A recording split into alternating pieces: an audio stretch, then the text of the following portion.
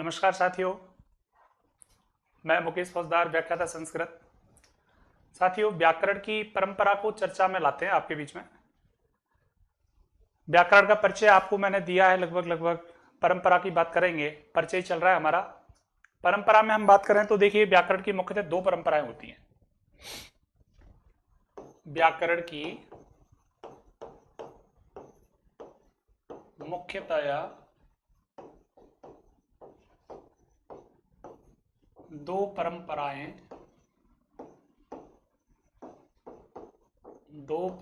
होती हैं। साथियों, दो परंपराएं कौन कौन सी हैं? नंबर एक, माहेश्वरी परंपरा।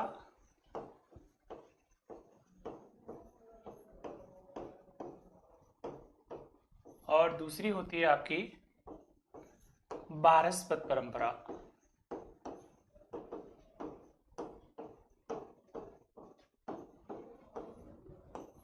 साथियों, दोनों परंपराएं अपनी विशेषता स्थान रखती हैं व्याकरण में।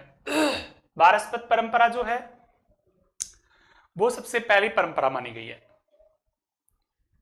सृष्टि सृजन के समय भगवान ब्रह्मा ने जिसे व्याकरण की रचना करी थी, तो व्याकरण का ज्ञान कुछ इस तरह दिया गया था। ब्रह्मा जी ने दिया था भगवान बृहस्पति को, और बृहस्पति देव ने ये जो व्याकरण का ज्ञान था वो अन्य देवताओं में, जैसे कि सबसे पहले इंद्र को दिया। इंद्र को देने के बाद में हम लोग बात करें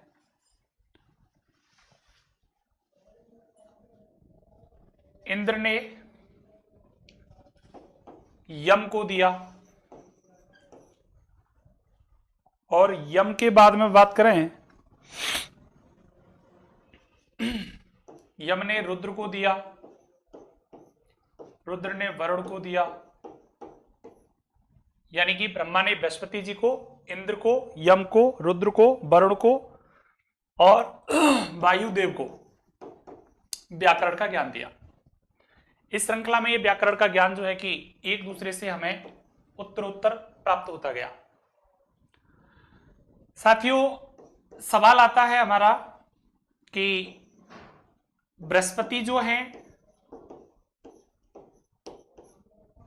इन्होंने भगवान ब्रह्मा से ज्ञान प्राप्त किया था, तो बृहस्पति भगवान के पास में व्याकरण पूरी तरह से उनके मस्तिष्क में सेट हो गया, तो इनको प्रवक्ता की उपाधि मिली। आपको 100% दिमाग में रखना है कि बृहस्पति जो हैं वो व्याकरण के प्रवक्ता है। प्रवक्ता मतलब व्याख्याता। प्रवक्ता का मतलब क्या होता है? व्याख्याता। और भगवान बृहस्पति ने जब ये ज्ञान दिया तो किसको दिया? इंद्र को। तो इंद्र भगवान जो हैं, इंद्र जो देव हैं आपके, उनको सबसे पहले व्याकरण प्राप्त हुआ, व्याकरणज्ञ। उनको व्याकरणज्ञ कहा गया, व्याकरण का ज्ञाता कहा गया, और व्याकरणज्ञ को अपन वैयाकरण के नाम से जानते हैं। मित्रों, याद रखने का विषय है कि बृहस्पति जो हैं वो आपके प्रवक्ता के रूप में है, आपको याद रखने हैं, और इंद्र जो हैं वो आपको व्याकरणज्ञ या वैयाकरण के रूप में याद रखने हैं। तो प्रथम वैयाकरण का नाम अगर पूछा जाए आपसे तो ये प्रथम वैयाकरण है, इंद्र, और प्रवक्ता की बात करी जाए तो बृहस्पति इसके प्रवक्ता है। मित्रों, यहां बात आपकी पूरी हो जाती है। अब यहां जब ये बात वायुदेव तक पहुंच गई, वरुण देव तक पहुंच गई, रुद्रदेव, यमदेव तक पहुंच गई, तो इसके बाद में व्याकरण जो है वो उपाध्याय, इसके बाद महर्षि, आचार्य, इन सभी को पीढ़ी दर पीढ़ी ये जो है व्याकरण का ज्ञान प्राप्त होता चला गया। अब हमारी जो बात आती है वो आती है व्याकरण की दूसरी परंपरा को लेकर, माहेश्वरी परंपरा। और माहेश्वरी परंपरा जो है साथियों, उसमें हम लोग बात करें तो माहेश्वरी परंपरा के जो जनक हैं वो है भगवान शिव। कौन है माहेश्वरी परंपरा के जनक साथियों? भगवान शिव। और भगवान शिव ने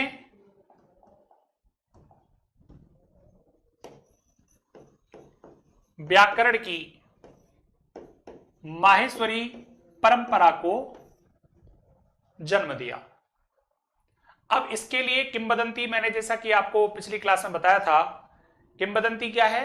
किंवदंती है कि भगवान शिव ने सृष्टि का जब प्रलय हुआ था तो प्रलय के दौरान उन्होंने तांडव नृत्य किया, और तांडव नृत्य जब उन्होंने किया तो भगवान शिव ने अपने डमरू को बजाया, और डमरू को जब बजाया तो उस डमरू से कुछ ध्वनियां निसर्गित हुई, अर्थात कुछ ध्वनियां जो है वो निकली, और उन ध्वनियों को माहेश्वर सूत्र नाम मिला। क्या नाम मिला साथियों? माहेश्वर सूत्र नाम मिला। तो जो ध्वनियां निकली उन ध्वनियों में प्रथम बार डमरू बजाने पर 9 ध्वनियां निकली, और दूसरी बार जैसे डमरू बजाया तो उससे 5 ध्वनियां निकली। टोटल करके 14 ध्वनियों का उद्भव हुआ। अब ये 14 ध्वनियां जो हैं वो क्या हैं? ये 14 ध्वनियां जो हैं वो क्या हैं, इसके बारे में हम लोग जानकारी देंगे। 14 ध्वनियों को नाम मिला माहेश्वर सूत्र। और माहेश्वर सूत्र जो हैं आपके, उन माहेश्वर सूत्रों को आधार मानकर व्याकरण की जो परंपरा प्रचलित हुई उसको अपन पाणिनीय परंपरा भी कहते हैं। यानी कि माहेश्वरी परंपरा को पाणिनीय परंपरा भी कहते हैं। इसका रीजन क्या है साथियों? कि जो भगवान शिव ने 14 सूत्रों का निर्माण किया था, उसके डमरू से प्रथम बार बजाने पर 9 और द्वितीय बार बजाने पर 5 निकले, यानी कि नव पंचवारम जो है कि उन्होंने अपने ढक्का को बजाया, ढक्का मतलब डमरू को, तो उससे जो माहेश्वर सूत्र निकले, उन सूत्रों की संख्या कितनी हो गई साथियों? 14। और 14 सूत्रों को आधार मानकर त्रिमुनि में एक मुनि हमारे पाणिनि जी, तो उन्होंने जो परंपरा प्रचलित करी थी उसका नाम है पाणिनीय परंपरा। तो साथियों सवाल बन जाता है कि ये पाणिनि कौन थे, और पाणिनि जो है उन्होंने कौन सी व्याकरण की पुस्तक लिखी, उस व्याकरण की पुस्तक में उन्होंने किस चीज को रखा, इस बात को हम करेंगे। उससे आगे फिर हमारे सामने एक सवाल आता है, जैसे कि हमने व्याकरण की परिभाषा में बात करी थी, महाभाष्यकार पतंजलि के बारे में आपको नाम दिया था, तो पाणिनि के बाद पतंजलि नाम का कोई मुनि हुआ, पाणिनि के बाद पतंजलि हुआ, कोई बर्रुचि कात्यायन नाम का मुनि हुआ। तो इनका जन्म काल, इनकी स्थिति, इनकी रचना, इनकी पुस्तकें, ये सारी चीज हम बारीकी से अध्ययन करेंगे। तो साथियों अगला जो हमारा बिंदु है वो है त्रिमुनि परंपरा। त्रिमुनि परंपरा साथियों, ये त्रिमुनि परंपरा जो है वो क्या है? त्रिमुनि परंपरा में सबसे पहले आप लोगों को ये जानना चाहिए कि इसको जो आधार माना गया था वो पाणिनीय परंपरा या माहेश्वरीय परंपरा को आधार मानकर काम किया गया था। पाणिनीय परंपरा किसका दूसरा नाम है साथियों? माहेश्वर परंपरा का, माहेश्वरी परंपरा। इसके बेस पर यह त्रिमुनि ने काम किया था।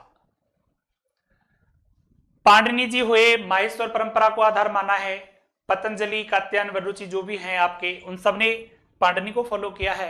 तो कहने का मतलब ये जो परंपरा है वो माहेश्वरी या पाणिनि परंपरा के नाम से जानी जाती है। अब हम इसका विस्तृत अध्ययन करते हैं। देखिए साथियों कैसे,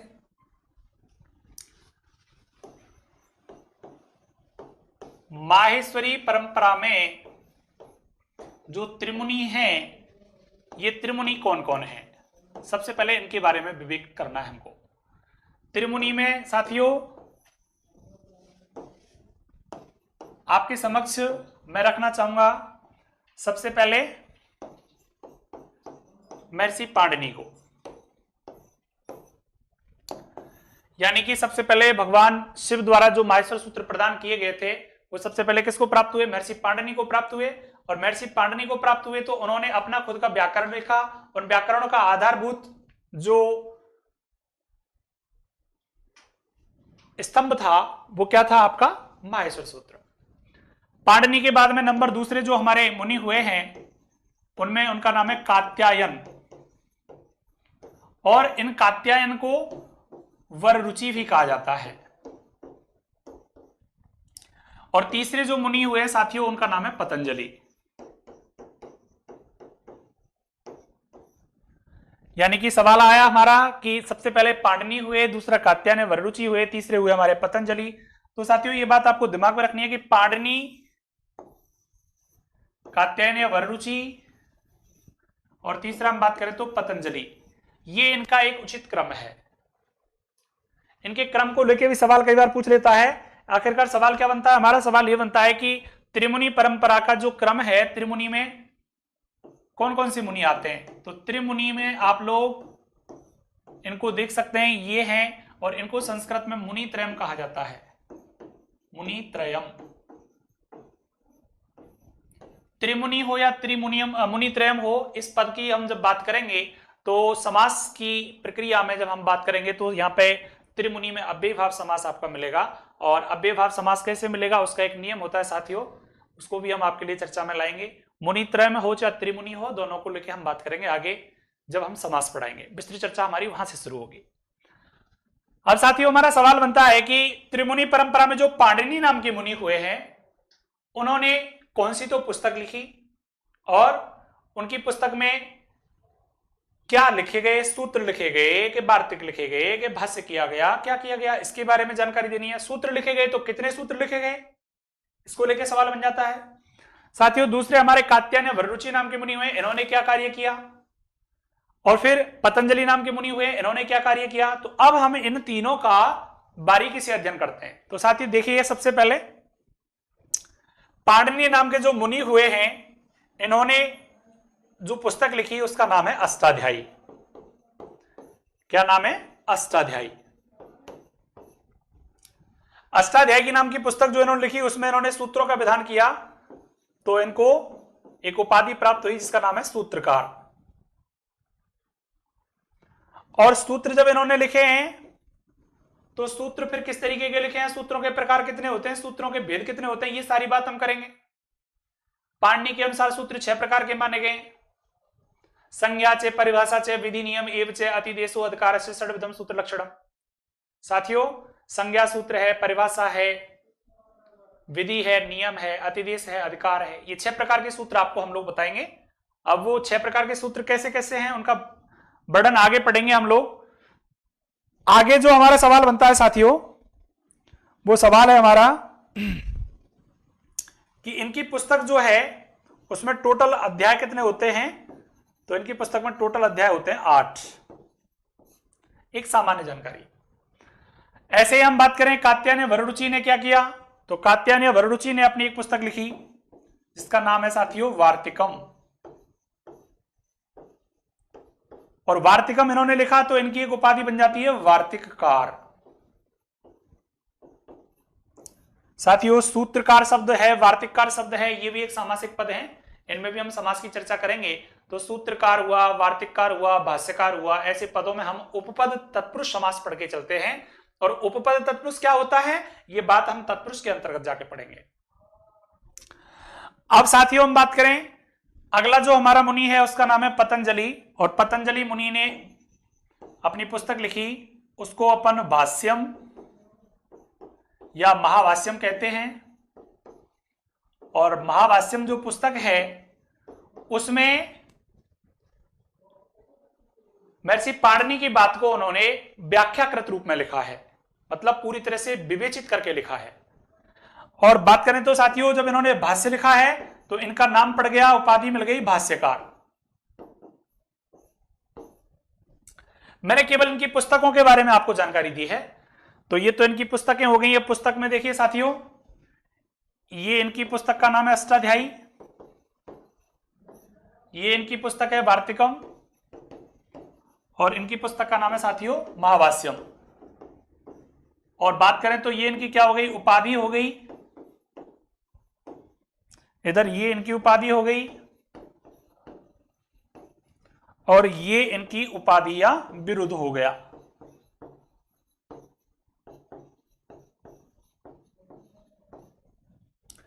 अब आप लोग सोचेंगे कि यहां पे मैंने उपाधि लिखा है, यहां पे उपाधि लिखा है, यहां उपाधि और बिरुद क्यों लिख दिया?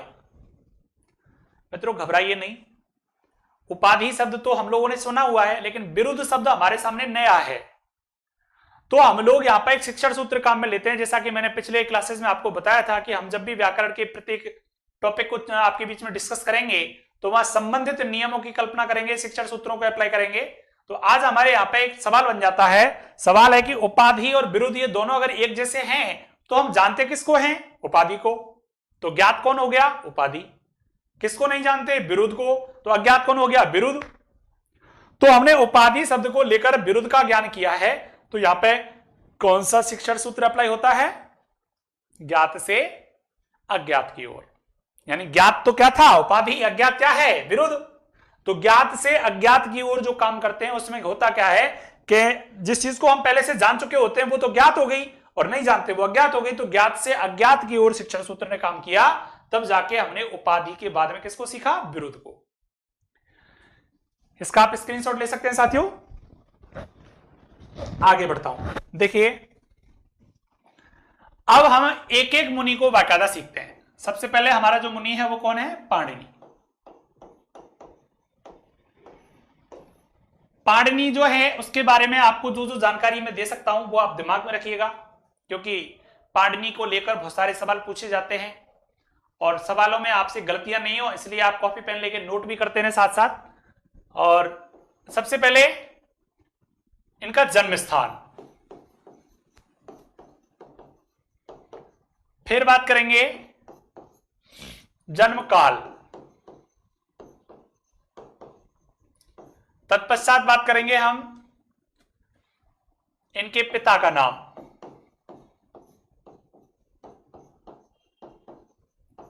बात करेंगे हम इनकी उपाधि, फिर बात करेंगे इनकी माता का नाम,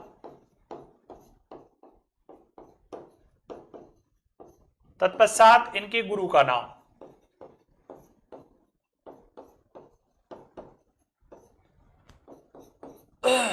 इससे आगे हम लोग बात करें तो इनकी पुस्तक जो है उसमें सूत्रों की संख्या कितनी है,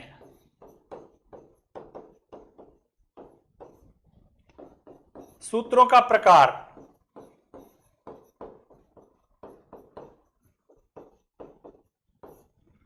और अन्य बातें जो इसके बारे में होंगी।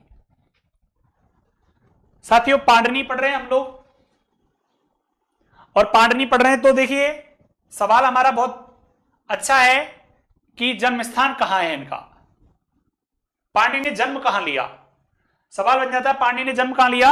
तो पाणिनि का जन्म हुआ है सलातुर गांव है, लाहौर। लाहौर हमारे यहां तो एक क्या है, एक जिला है पंजाब का, और पाकिस्तान में बात करें तो लाहौर अपने आप में एक स्टेट है। तो लाहौर स्टेट का एक गांव है सलातुर, और ये पड़ता कहां है? इसकी प्रेजेंट लोकेशन कहां है? पाकिस्तान है साथियों।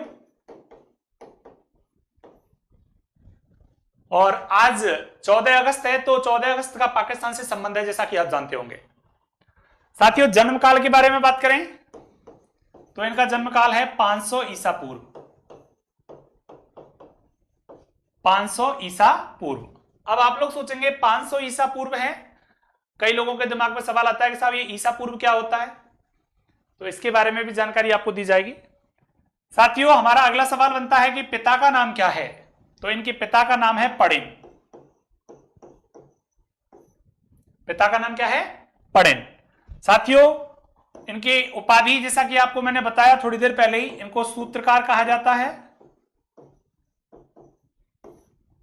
इनकी माता का नाम साथियों दाक्षी है। इनके पिता का नाम वर्ष या उपवर्ष है, सॉरी गुरु का नाम, इनके गुरु का नाम वर्ष या उपवर्ष है। इनके गुरु का नाम क्या है? वर्षवी है। वर्षवी इनके गुरु को कहते हैं और उपवर्ष भी इनके गुरु को कहते हैं। आपके लिए उपवर्ष ना लिखा हो वर्ष लिखा हो तो आप कंफ्यूज नहीं होना, वर्ष या उपवर्ष इनके गुरु का ही नाम है। साथियों सूत्रों की संख्या कितनी है इसको लेके हम बात करेंगे अभी आगे, और सूत्रों के प्रकार ये हमारा एक बात का सवाल है, और अन्य जो जानकारी है उसको बाद में लेंगे आपके साथ में। अब सवाल है हमारा कि पणिन इनके पिता हैं, पणिन इनके पिता हैं, तो निश्चित ही इनका नाम पाणिनि होना चाहिए, बिल्कुल। तो पाणिनि जो इनका नाम है वो इनके पिता के नाम के आधार पर ही बना है, ध्यान रखना। दूसरा, इन्होंने अपनी पुस्तक जो लिखी उस पुस्तक का नाम क्या है? पुस्तक का नाम देखिए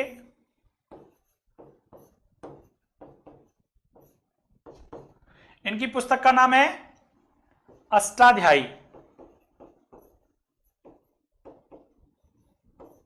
अब अष्टाध्यायी यदि इनकी पुस्तक का नाम है तो सूत्रों की संख्या कितनी है, बात यहां पे कर लेंगे हम लोग।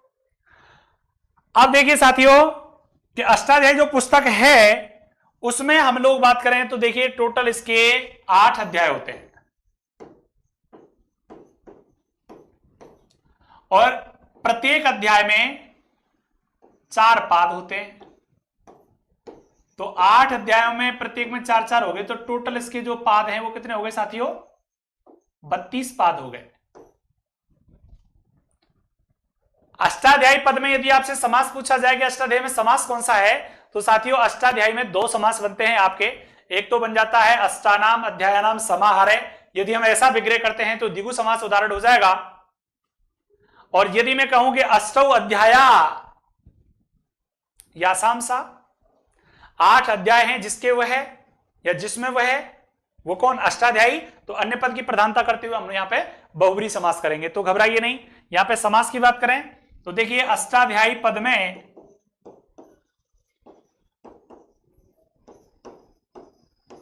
में समास,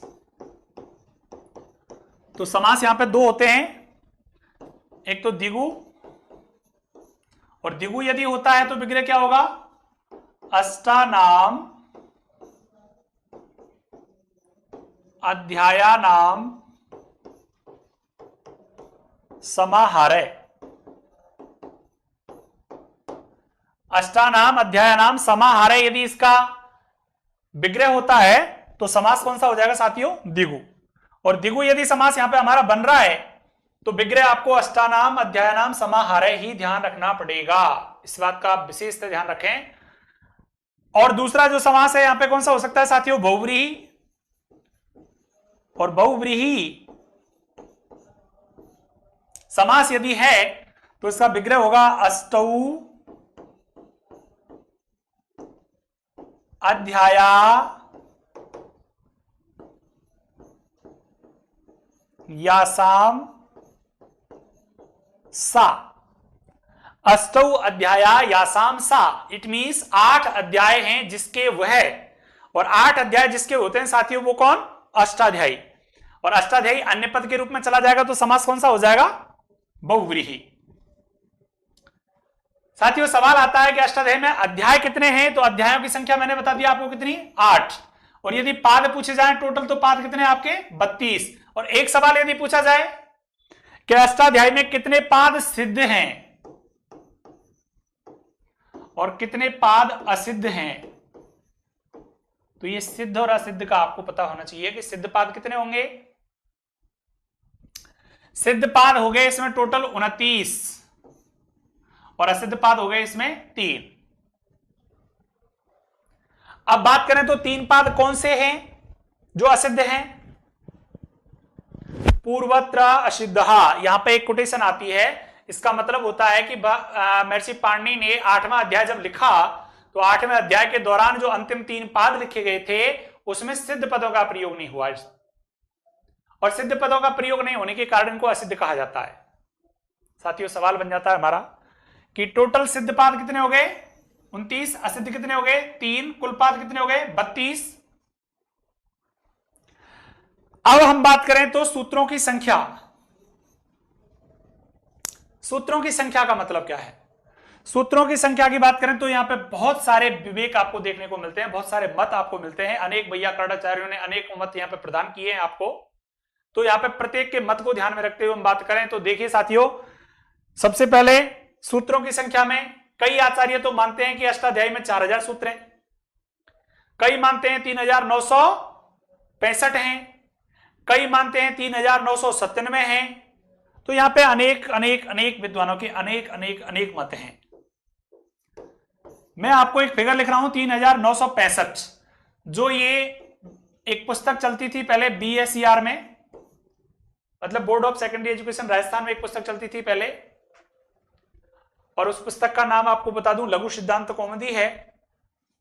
और लघु सिद्धांत कौमुदी में हम लोग बात करें तो वहां 3965 सूत्र बोर्ड के द्वारा बताए गए थे।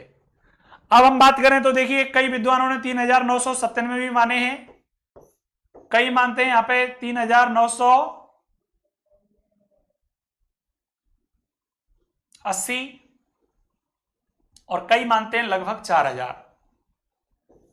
और यदि हिस्ट्री के अकॉर्डिंग बात करी जाए, अकॉर्डिंग टू हिस्ट्री हम बात करें तो साथियों हमारे सामने जवाब आ जाता है कि लगभग 4000 सूत्रों वाली जो पुस्तक है उसका नाम क्या होता है? अष्टाध्यायी। प्रामाणिक उत्तर क्या होना चाहिए? आप लोगों के दिमाग में सवाल आ रहा होगा कि प्रामाणिक उत्तर किसे माने, फिर बताओ। तो प्रामाणिक उत्तर यहां पे 3965 आप मान सकते हैं। यदि विकल्प में ये नहीं है, 3997 है, तो आप इस पे भी थोड़ा सा दिमाग लगा सकते हो। अगर ये भी नहीं है, 4000 है, तो 4000 ही जवाब आपको सही मानना पड़ेगा। अष्टाध्यायी में सूत्रों के टाइप्स कितने हैं, कितने प्रकार के सूत्रों का विधान किया गया अष्टाध्यायी में, तो ये चीज आप दिमाग में रखें। अष्टाध्यायी जो पुस्तक है उसमें लगभग लगभग आपके 6 प्रकार के सूत्रों का विधान है। जैसा कि मैं आपको पहले भी बता चुका हूं कि 6 प्रकार के सूत्र कौन कौन से हैं? संज्ञा चे, परिभाषा चे, विधि नियम एवं चे, अतिदेशो अधिकारस्य षड्विधम सूत्र लक्षणम। बात आगे जारी करूंगा। देखिए साथियों, फिलहाल हम इसमें और जानकारी जुटाते हैं। देखिए तो अष्टाध्यायी जो पुस्तक है उसको सपाद सप्ताध्यायी भी कहा जाता है। सपाद सप्ताध्यायी भी कहा जाता है।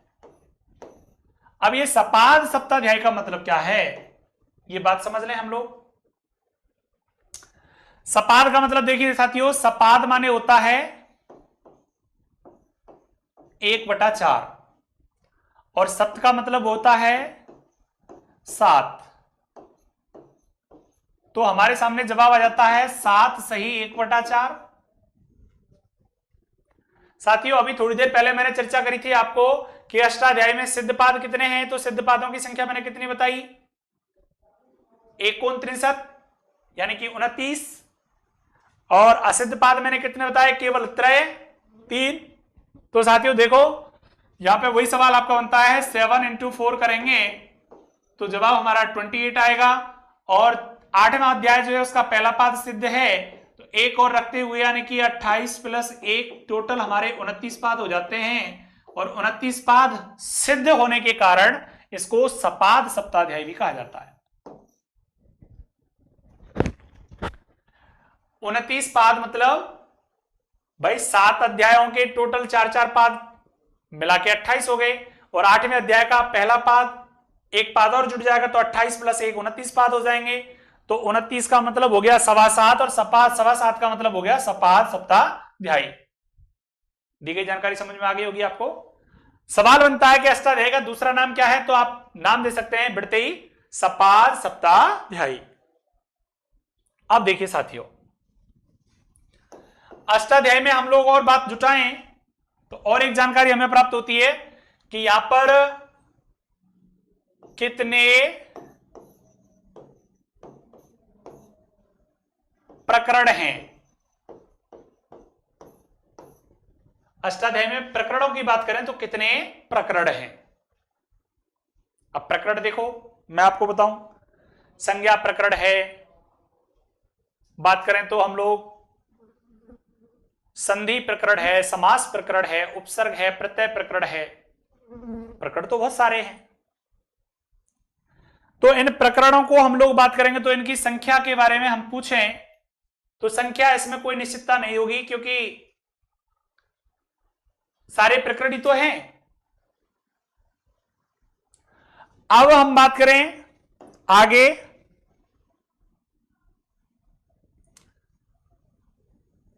तो सवाल हमारा बनता है कि अष्टाध्यायी के रचयिता जो हैं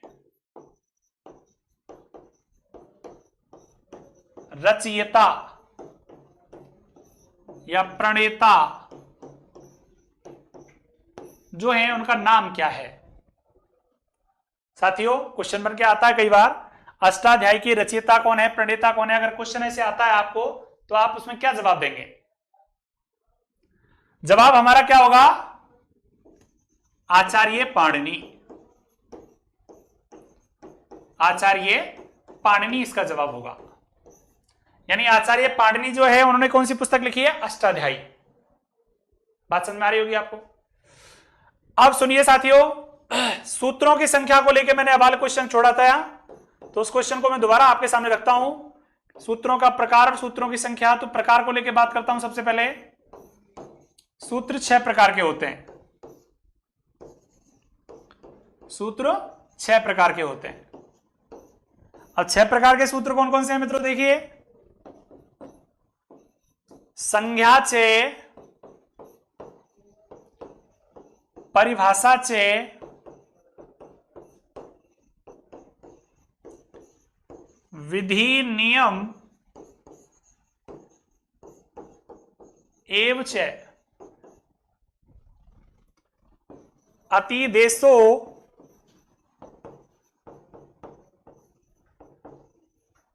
अधिकारस्य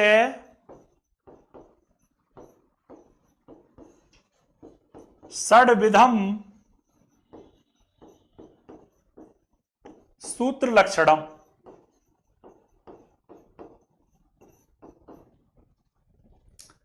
साथियों आप सभी लोग समझ रहे होंगे मेरा कहने का मतलब कि सूत्रों के प्रकार जो है वो 6 प्रकार के सूत्र होते हैं। और 6 प्रकार के सूत्रों में हम बात करें तो संज्ञा सूत्र है, परिभाषा सूत्र है, विधि सूत्र है, नियम सूत्र है, अतिदेश सूत्र है और अधिकार सूत्र है। तो बात करें सूत्र हमारे कितने प्रकार के हो गए? 6 प्रकार के। अब यदि आपसे पूछा जाए कि ये 6 प्रकार के सूत्र जो है वो कौन कौन से कैसे कैसे हैं, तो इसकी चर्चा हम लोग आपके सामने बाद में रखेंगे। फिलहाल आपके सामने ये इतना बता दिया गया है, जो कम नहीं है। कहने का मतलब कि सूत्र 6 प्रकार के होते हैं, क्योंकि रीट में यदि सवाल पूछा जाएगा तो सिर्फ इतना ही आएगा आपके लिए कि सूत्रों के प्रकार होते हैं पंचविधम, सबसे पहले चतुर्विधम, पंचविधम, षड्विधम, सप्तविधम। तो आपको जवाब क्या करना है साथियों? षड्विधम। और षड्विधम जवाब इज द राइट आंसर। अब हमने अष्टाध्यायी और पाणिनि को लेकर जो बातें करनी थी वो बातें लगभग हमारी पूरी हुई। अब हम दूसरे मुनि के बारे में बात करते हैं। अगले जो मुनि है उनका नाम क्या रखा है साथियों? कात्यायन या वररुचि। कात्यायन इनका दूसरा नाम है वररुचि। कात्यायन मौलिक नाम है इनका और दूसरा नाम क्या है? वररुचि। तो याद रखना साथियों, ये जो मुनि हुए हैं इन मुनि को पाणिनि के बाद का स्थान मिला है। अब हम इनके जन्म काल के बारे में बात करें, इनकी पुस्तक के बारे में बात करें तो देखिए साथियों, यहां इनका जन्म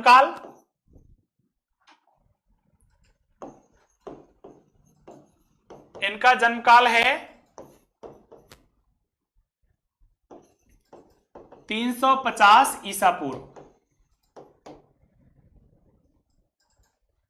अब ईसा पूर्व से मतलब आप सोच रहे होंगे कि बा को जन्म तो 500 ईसा पूर्व है पाणिनि को, या को 350 तो है, मतलब या को जन्म तो पहले होना चाहिए। नहीं साथियों, सोचनीय बिंदु है ये। ईसा पूर्व का मतलब हो गया बिफोर क्राइस्ट। बिफोर क्राइस्ट, और बिफोर क्राइस्ट का मतलब ईसा से पहले। अब मान के चलिए कि ईसा मसीह का जन्म कितना हुआ? 1200 साल पहले हुआ, सपोज दैट, या 1000 साल पहले हुआ, सपोज दैट। तो देखिए 1000 साल पहले यदि इनका जन्म होता है तो 1000 को आधार मान के हम बात करेंगे तो 1000 में से 500 गए तो 500 वर्ष पहले हो गया। अब 1000 में से जैसे हम 350 को माइनस करेंगे तो कितना आ जाएगा हमारा? जैसे देखिए 1000 हमने आधार मान लिया और पाणिनि का जन्म 500 में हुआ तो 500 ईसा पूर्व तो पाणिनि का हो गया, कोई बात नहीं। अब इनका हम मानते हैं तो 1000 में से माइनस 350 करो आप, कितना आ रहा है? 650। तो सीधी सी बात है इनका जन्म 650 हो गया। अब 650 जब इनका हो गया तो ये जो सेकंड नंबर के मुनि हुए हैं, यानी कि पाणिनि का जन्म 500 में हुआ और इनका 650 में हुआ, इसका मतलब छोटे हुए, बाद में जन्म लिया है। तो ये चीज आपको दिमाग में रखनी है। आप इसी बिंदु को लेकर दिमाग पे क्वेश्चन मार्क नहीं लगा लें कि यार पांडनी का जन्म पहले बता रहे हैं 500 और इनका जन्म बता रहे हैं 350, तो पांडनी छोटा हो गया, ये बड़े हो गए। नहीं साथियों, इसको आधार मान के करेंगे 1000 से हम लोग, तो ये समझ में आपको आ जाना चाहिए। अब हम लोग बात करें इनके जन्म के विषय में, प्रामाणिक मत क्या है। जन्म विषय के बारे में बात करें तो साथियों, हिस्ट्री एक ऐसा विषय है जिससे आपको प्रत्येक ऋषि मुनि, कोई भी पुस्तक, कोई भी जो उत्पत्ति हुई है, कोई भी जो वस्तु आविर्भूत हुई है, उसके बारे में हम लोग प्रॉपर जानकारी प्राप्त कर सकते हैं। और हिस्ट्री में जो ये जानकारी है वो शिलालेख और अभिलेखों द्वारा प्राप्त होती है। तो इसके विषय में अभी कोई प्रामाणिक मत आपको नहीं दिया जा सकता। अगला सवाल हमारा आता है कि इसकी पुस्तक कौन सी है,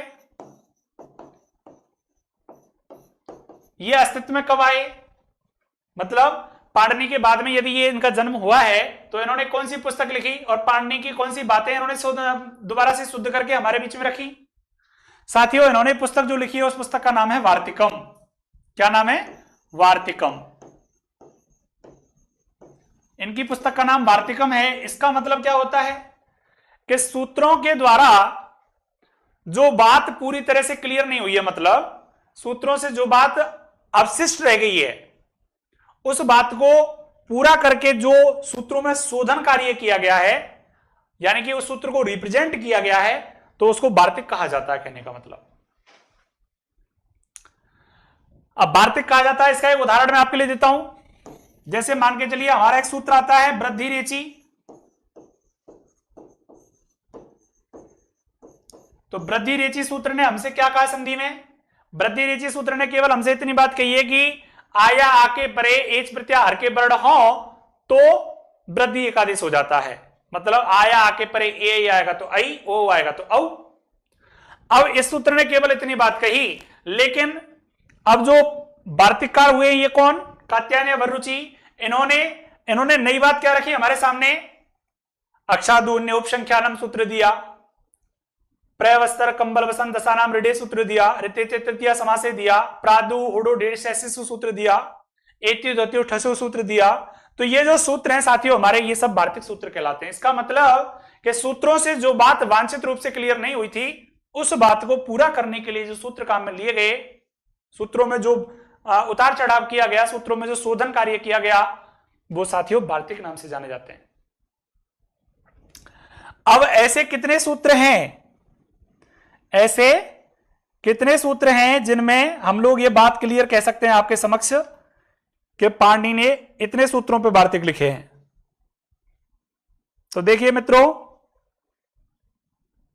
इस विषय में आपको जानकारी में रखना चाहूंगा।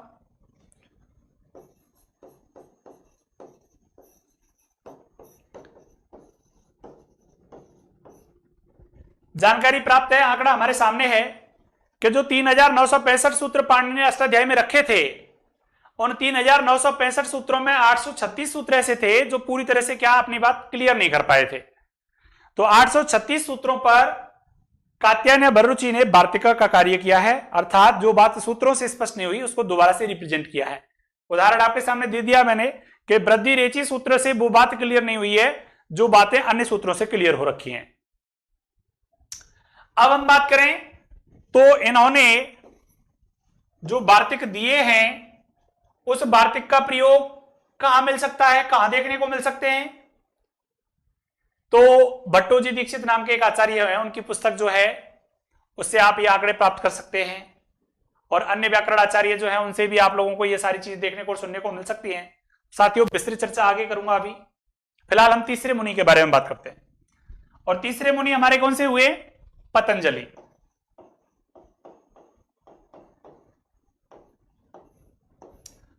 पतंजलि जो हैं इनको भाष्यकार कहा जाता है। उन्होंने वार्तिक लिखे इसलिए वार्तिककार कहा जाता है, क्योंकि वार्तिक की बात मैं पहले कर चुका हूं आपके बीच में। क्योंकि सूत्रकार पाणिनि को कहा था मैंने, वार्तिककार वरुचि या कात्यायन को कहा था, और भाष्यकार मैंने कहा था पतंजलि को। और समास के बारे में बात करी थी कि यहां पे उपपद तत्पुरुष समास होता है। अब इसके बारे में थोड़ा जानकारी लें तो देखिए, सबसे पहले इनका जन्म स्थान,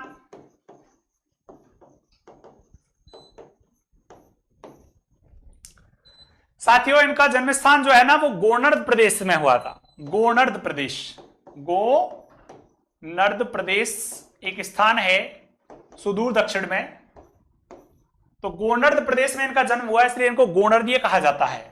गोनर्दीय,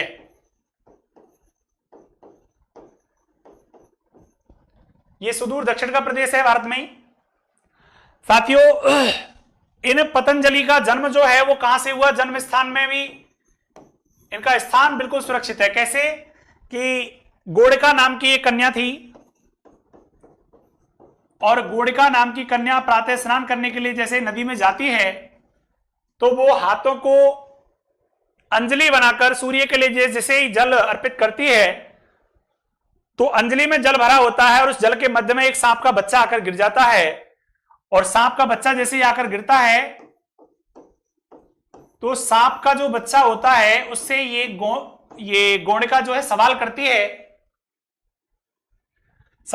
है कस्त्वम, सवाल करती है कस्त्वम, इट मीन्स तुम कौन हो। तो इन्होंने जवाब दिया, जो सांप का बच्चा था, सप्पा अहम। क्या जवाब दिया, सप्पा अहम, इट मीन्स कि मैं सांप हूं। फिर सवाल किया दूसरे नंबर पर,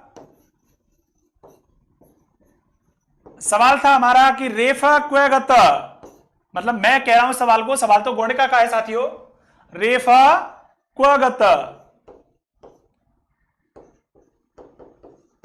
रेफा क्वगत, इट मीन्स सप्पा शब्द अगर उसने बोला तो हम जब सर्प लिखते हैं तो सर्प में रा आता है और रा को रेफ बोलते हैं व्याकरण में, तो उन्होंने बोला रेफा क्वगत, बोले कि इसमें से रा कहां चला गया, तो जवाब दिया उस सांप ने कि त्वया अपहृतः, त्वया अपहृतः, इट मीन्स तुम्हारे द्वारा इसका अपहरण कर लिया गया है। तो साथियों ऐसी एक किंवदंती है। सवाल यदि पूछा जाए आपसे कि पतंजलि का जन्म कहां से हुआ, तो पतंजलि का जन्म इसके नाम से प्रतीत हो रहा है। देखिए कैसे हो रहा है, थोड़ा क्लियर मैं आपको बता देता हूं। पतत में पतत प्लस अंजलि दो चीजें हैं। पतत का मतलब आकर गिरा है, अंजलि माने अंजलि में जो अंजलि में आकर गिरा है उसका नाम क्या है साथियों, पतंजलि। तो इस बात से आप लोग इस बात को क्लियर कर लें कि पतंजलि का मतलब जिसका जन्म हाथों की अंजलि से हुआ हो उसका नाम पतंजलि है। उनका स्थान विशेष क्या हो गया, हाथ की अंजलि। जैसा कि नाम में ही इस बात का स्पष्टीकरण हो रखा है कि हाथ की अंजलि में आकर वो सांप के बच्चे के रूप में गिरे थे, इसलिए उनका जन्म हाथ की अंजलि से हुआ है साथियों। पीछे प्रभु इच्छा से ये पतंजलि जो है वो सांप से एक शिशु के रूप में प्रकट होते हैं, और शिशु का वो गोणिका अच्छे से लालन पालन करती है साथियों। फिर उसको एक तक्षशिला नाम के विद्यापीठ में पढ़ने भेजती है, और वहां जाके वो अच्छी तरह से पढ़ाई करते हैं, और पढ़ाई करके उन्होंने आचार्य पाणिनि जी को पढ़ा, उनकी पुस्तक को पढ़ा, तत्पश्चात कात्यायन वरुचि की पुस्तक वार्तिकम को पढ़ा, और दोनों को पढ़ के दोनों का ज्ञान अपने मस्तिष्क मंडल में बिठा करके उन्होंने एक नई पुस्तक का सृजन किया, और उस पुस्तक का नाम है साथियों महाभाष्यम। और महाभाष्यम जो पुस्तक है साथियों, उस पुस्तक में जैसा कि नाम से विदित तो आपको पता चल रहा होगा कि महा माने बहुत बड़े स्तर का, भाष्यम माने व्याख्या जहां मिलती है, बहुत बड़े स्तर की व्याख्या जिसमें मिलती है साथियों, उसको महाभाष्यम संज्ञा दी जाती है। और महाभाष्यम का सीधा सीधा विग्रह हो जाएगा महानच असौ भाष्यम, और एक में लिख दूंगा इसका महत च असौ भाष्यम। तो साथियों अब मैं आपसे पूछना चाहूंगा, मैंने दो तरीके का विग्रह लिखा है, सही जवाब क्या होगा यहां पे। कई साथी तो जवाब दे रहे होंगे, कई को लग रहा होगा कि हम तो जानते ही नहीं है। तो मित्रों जो जवाब दे रहे हैं उनसे मैं बात करना चाहूंगा कि विकल्प ए में मैंने महान के नाम में हलंत लगाया है, और विकल्प बी में मैंने महत के ता में हलंत लगाया है। और मैं आपसे जानना चाह रहा हूं कि यहां पर एकदम एक्यूरेट जवाब कौन सा है। तो साथियों एक्यूरेट जवाब जो है वो नीचे वाला है, महत च असौ भाष्यम। क्योंकि भाष्य शब्द नपुंसकलिंग का है, इसलिए महत भी नपुंसकलिंग का प्रयुक्त हमने किया है। और यहां पर त्रुटि है साथियों कि महान पद पुल्लिंग का हो गया और भाष्य नपुंसकलिंग का हो गया, तो इसलिए आपका ये गलत जवाब हो जाता है। समास का नाम यदि पूछा जाए तो साथियों समास का नाम क्या हो जाएगा? कर्मधारय। समास कौन सा हो जाएगा? कर्मधारय। अब कर्मधारय समास को हम लोग विस्तृत चर्चा करेंगे जब समास पढ़ेंगे तब। साथियों इन्होंने जो महावास्यम लिखा, उस महावास्यम को लिखने के लिए कितना समय लिया? 83 या 84 डेज का समय लिया। और 83 या 84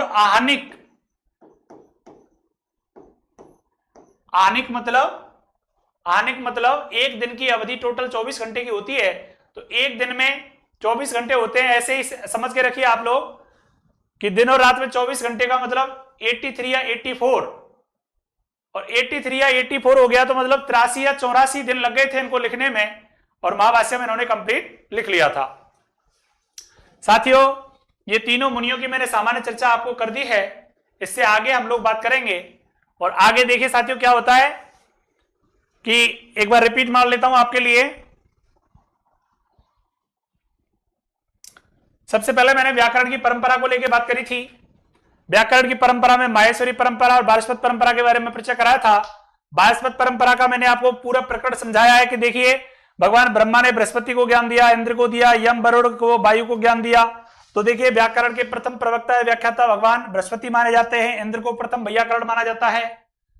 बात करें तो माहेश्वरी परंपरा की भगवान शिव हैं। भगवान शिव ने अब ये बात करिए यहाँ पे क्या कि डमरू को बजाया, अपने डमरू को पहले 9 बार बजाया, बाद में 5 बार बजाया।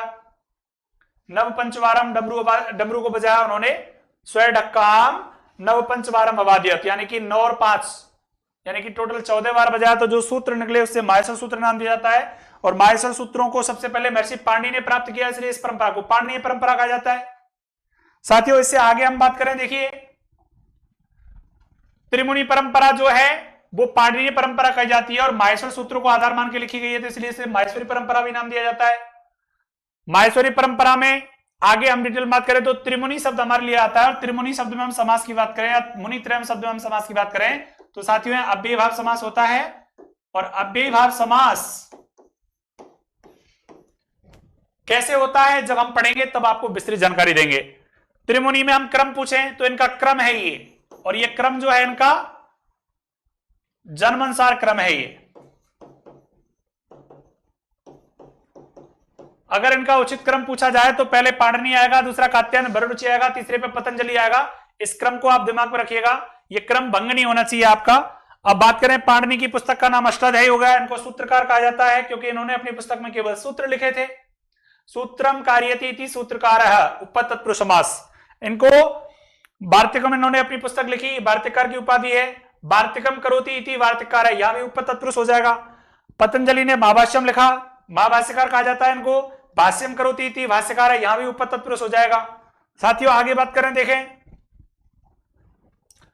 पाणिनि के बारे में विस्तृत जानकारी। जन्म स्थान सलातुर लाहौर पाकिस्तान में हुआ। जन्मकाल 500 ईसा पूर्व हुआ। पिता का नाम पडिन था इनका। उपाधि सूत्रकार है। माता का नाम दाक्षी है। अब यदि मैं बात करूं तो पाणिनि के उपनामों के बारे में आपके लिए बात कर देता हूं। यहां पे उपनामों में देखो, पाणिनि तो इनका नाम है ही क्योंकि पिता के नाम के आधार पर। दाक्षी पुत्र इनको कहा जाता है। सलातुरीय इनको कहा जाता है क्योंकि सलातुर गांव में इन्होंने जन्म लिया। दाक्षी पुत्र हो गया, सलातुर हो गया, पाणिनीय हो गया। उपवर्षीय इनको कहा जा सकता है क्योंकि उपवर्ष गुरुजी के पास में ये रहते, तो उपवर्ष नाम के गुरुजी ने इनको शिक्षा दीक्षा दी, इसलिए इनको उपवर्षीय भी कहा जाता है। अब बात करें हम लोग सूत्रों की संख्या किसमें? अष्टाध्यायी में। तो अष्टाध्यायी में सूत्रों की संख्या जो प्रामाणिक है बीएसईआर के अनुसार वो 3965 है साथियों। लगभग 4000 भी जवाब इसका आप मान सकते हैं। केवल 2 विकल्प याद रखने हैं, ये वाला और ये वाला। बाकी ये वाले विकल्प तो संस्कृत शिक्षा डिपार्टमेंट के द्वारा और अन्य आचार्यों के मतों के अनुसार मैंने लिखा है। अष्टाध्याय में कुल अध्याय कितने हो गए साथियों? 8। प्रत्येक अध्याय में कितने पाद हो गए? 4। तो 8 × 4 करेंगे तो 32 हमारे टोटल पाद हो जाते हैं। अष्टाध्यायी पद में समास की बात करें तो 2 समास हमारे बनते हैं, एक तो द्विगु समास, और द्विगु समास यदि हम मानते हैं तो अष्टानाम अध्यायानाम समाहार, इसका क्या करेंगे? विग्रह करेंगे। बहुब्री समास की बात करें तो अष्टौ अध्याय यासाम सा, 8 अध्याय हैं जिसमें वह ऐसी पुस्तक, वो कौन? अष्टाध्यायी, तो यहां पे समास कौन सा हो जाएगा, बहुव्रीहि, और यहां पे विकल्प आपका जवाब जो आएगा वो क्या आ जाएगा, अष्टाध्यायी। साथियों आगे बात करूं तो देखिए अष्टाध्यायी को दूसरा नाम भी जाना जाता है, इसका उपनाम और अपर नाम की बात करें तो ये इसका अपर नाम हो जाता है, और अपर नाम में इसको सपाद सप्ताध्यायी भी कहा जाता है। और सपाद सप्ताध्यायी में देखिए साथियों, सपाद का मतलब होता है 1/4 और सप्त का मतलब हो जाता है 7, तो ये 7 से ही 1/4 इसका जवाब आता है, और 7 × 4 करेंगे तो 28 आ जाएगा, और एक जोड़ के टोटल 29 आ जाएगा। अब सवाल मैंने पीछे भी बताया था आपको कि सिद्धपाद कितने हैं आपके 29 और असिद्ध कितने हैं 3। तो देखिए साथियों प्रकरण कितने हैं, प्रकरण विशेष को लेकर कोई सवाल आज तक नहीं पूछा गया, ध्यान रखना ये बात मैंने आपके सामने रखी है, लेकिन इसका कोई सवाल आज तक पूछा नहीं गया है। अष्टाध्यायी के रचयिता प्रणेता ये सवाल पूछा गया तो मैंने जवाब दे दिया आचार्य पाणिनि। अष्टाध्यायी में सूत्रों का प्रकार ये लक्षण आपके सामने लिखा है, संज्ञा चे परिभाषा चे विधि नियम एवं चे अतिदेशो अधिकार चे षड्विधम सूत्र लक्षणम।